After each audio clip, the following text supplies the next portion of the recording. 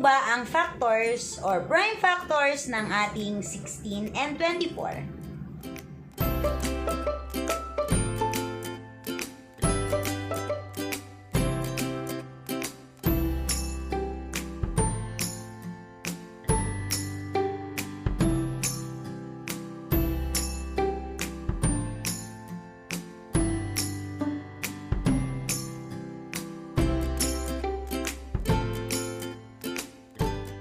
So, kung mapapansin ninyo, meron na tayong naka-ready ngayon na prime factors ng 16 at prime factors ng ating 24.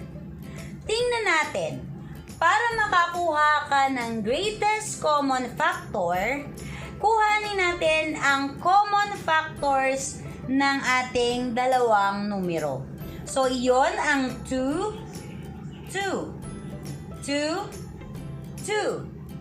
2 and 2. So, ibig sabihin, tig-tatlong 2 meron ang factors na common sa kanilang dalawa. You just have to multiply the 3 factors para makakuha ka ng greatest common factor. So, let's try.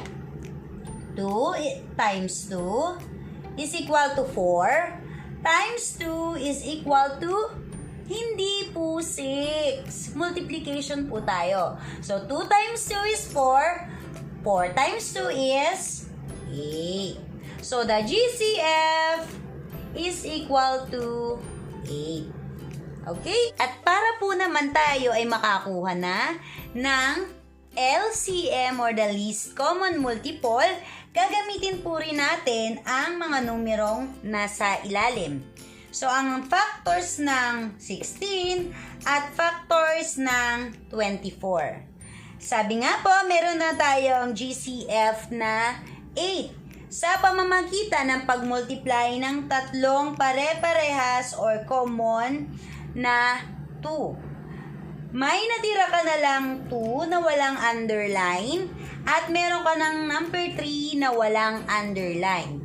Ibig pong sabihin nun, yung 8 na GCF mo ay imumultiply sa 2 galing doon sa kabilang factor at 3 na galing naman doon sa 24. Ang kalalabasan po ng product na ito ay 8 times 2 is 16. 16 times 3 equals, tama po, 48 po ang ating product. That is our LCM. Okay?